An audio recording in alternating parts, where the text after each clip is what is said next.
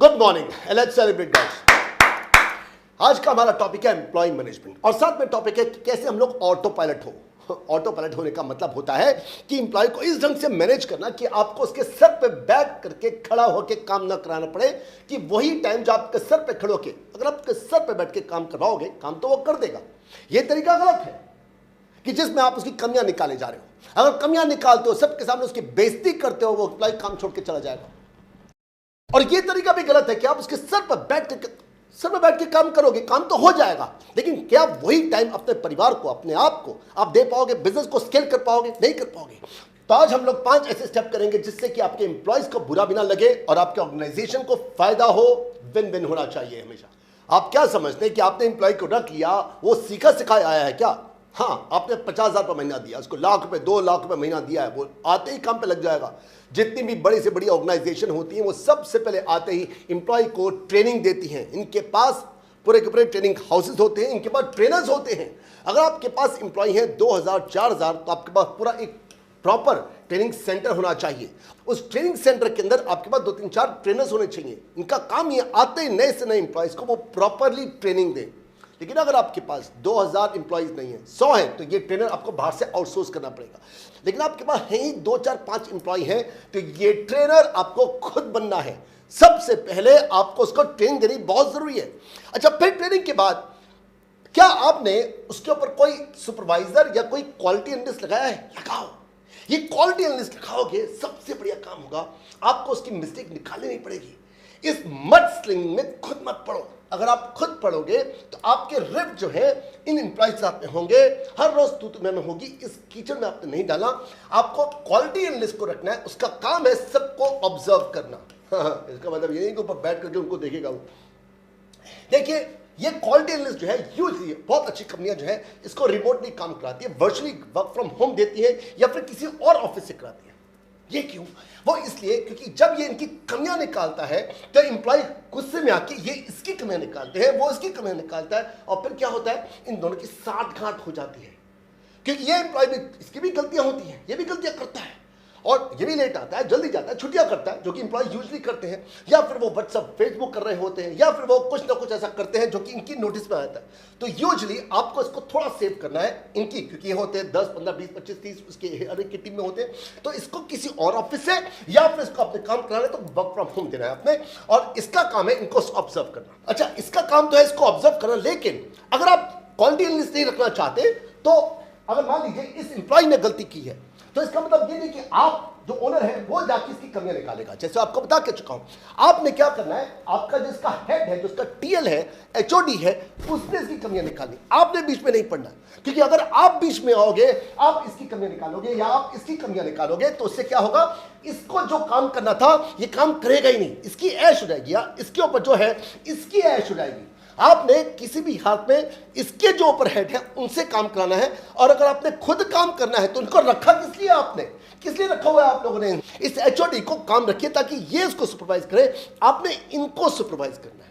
Clear है? हम लोग एम्प्लॉय मैनेजमेंट को बहुत अच्छे ढंग से सीख पाएंगे जो हमारे देश में इस समय कोविड को लेकर जो सिचुएशन है उससे।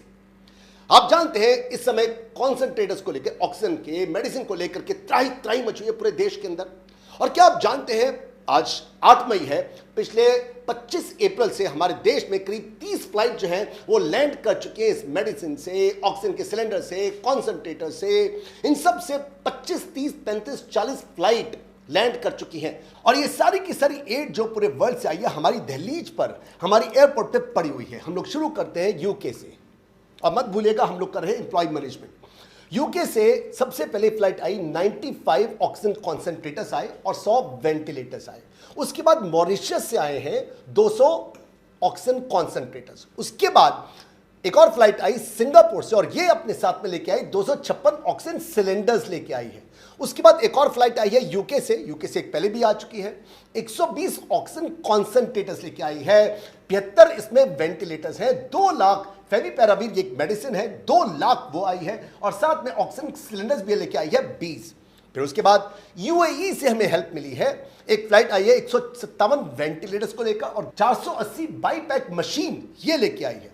फिर उसके बाद यूके से फिर एक और फ्लाइट आई है जो अपने साथ में 280 ऑक्सीजन कॉन्सेंट्रेटर्स, 40 वेंटिलेटर्स लेके आई है। आयरलैंड से आई है एक फ्लाइट जो अपने साथ में 700 ऑक्सीजन कॉन्सेंट्रेटर्स लेके आई है, 700। रोमानिया से आई है 80 ऑक्सीजन कॉन्सेंट्रेटर्स लेकर। यूएसए से फ्लाइट लेके आई है 423 oxygen concentrators. 7 lakh test kits आए हैं। अच्छा, उससे पहले रोमानिया से 75 ऑक्सीजन सिलेंडर्स भी आए जो मैं मिस कर गया।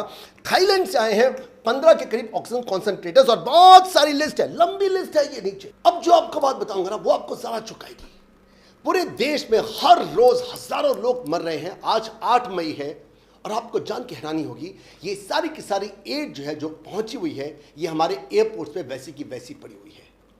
ज्यादातर एड्स अभी तक डिस्ट्रीब्यूट ही नहीं हुई। क्यों? क्योंकि हमारी जो गवर्नमेंट है वो इलेक्शन जीतना जानती है। उसको कैसे प्राइम मिनिस्टर का हाउस बनाना है, उसको कैसे पार्लियामेंट बनाना है, उसको ये सब चीजें मैनेजमेंट उसको बहुत अच्छा आता है। मार्केटिंग का अपने लिए क्या करना है वो सब कुछ मालूम है, लेकिन किसी ढंग से देश के लिए कैसे मैनेज करना है वो नहीं पता। Scroll.com न्यूज 24 की अगर माने तो उनके हिसाब से अभी भी करीब 75-80% जितनी भी खेप बाहर से आई है, एड आई है, वो हमारे एयरपोर्ट पे पड़ी हुई है। पंजाब कहता है हमें पता ही नहीं कि कोई एड नाम की कोई चीज है। ये 4 दिन पहले तक की न्यूज है कि पंजाब को पता ही नहीं था। तमिलनाडु को नहीं पता कि कोई एड आई हुई है।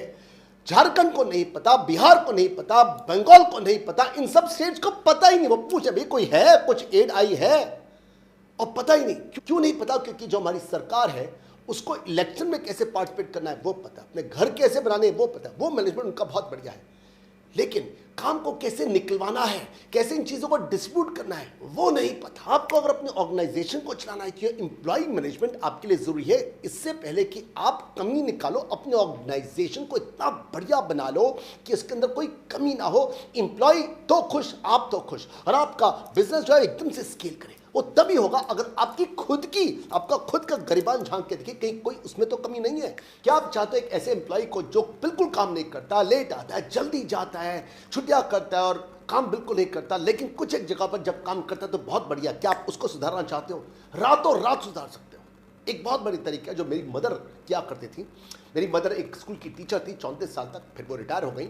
मम्मी हंस हंस के बताया करती थी कि जब भी उनकी क्लास के अंदर कोई भी नॉटी बच्चा हुआ करता था, उस नॉटी बच्चे को ही वो मम्मी उसकी क्लास का मॉनिटर बना देती, क्लास सेक्रेटरी बनाई थी। और जैसे उसको मॉनिटर बनाती, उस बच्चे को पता होता था कि मैं क्या क्या नॉटीनेस करता हूं या और बच्चे क्या क्या ऐसी गलतियां करते हैं। वो अपने नंबर बढ़ाने के लिए मम्मी के पास उसको पकड़ के लेके आता और नतीजा अपने नाम के लिए, अपने इंपॉर्टेंस के लिए वो ऐसा करता था। और नतीजा मम्मी को क्लास को कंट्रोल करने में कभी भी 34 साल में मुश्किल नहीं आई। जब मैं गारमेंट्स के अंदर था 14 साल तक, और 20 साल से जब से मैं इंस्टीट्यूट चला रहा हूँ, 10 सेंटर हमारे दिल्ली एनसीआर के अंदर, कभी भी हमें एम्प्लॉय को लेके कभी मुश्किल नहीं आती। जब भी आती है तब मैं हमेशा उनको उठा करके लीडर बनाता हूँ। तो बस यही करो अगर आप चाहते हो रातों रात फायदा उठाना बहुत जल्दी से जो इंसान, लेकिन आपको ये देखना है कि क्या आपको उसको रखना है। अगर वो एम्प्लॉय काम का है, कुछ एक गलतियां हैं, परफेक्शन के ऊपर मत जाना। कोई भी ऐसा एम्प्लॉय आपको नहीं मिलने वाला जो कि परफेक्ट हो, जिसमें कोई कमी ना हो, तभी तो हर एक के अंदर होगी।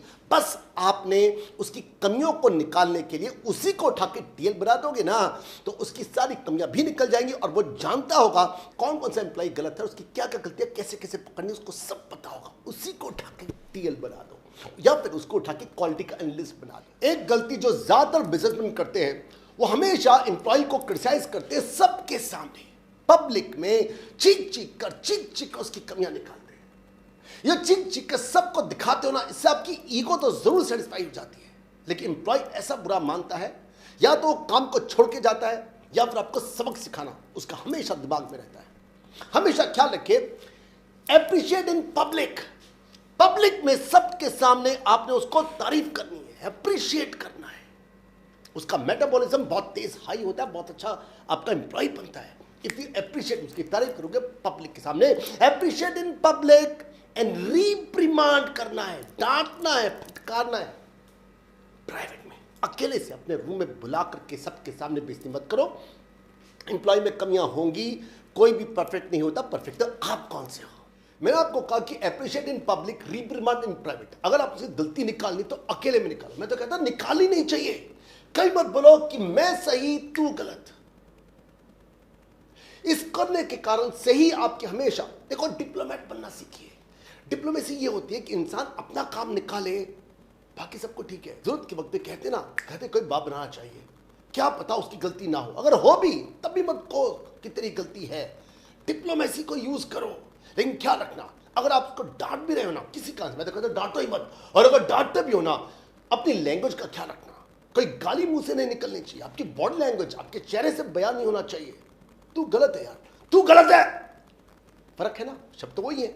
आपका चेहरे के हाव भाव कई बार गंदे होते हैं, आपकी लैंग्वेज में कई बार गालियां निकलती हैं, उसकी इंसल्ट निकलती है, काम छोड़ के चला जाएगा। आपने महीनों साल तक उसको सिखाया, मिला के आपको कुछ भी नहीं।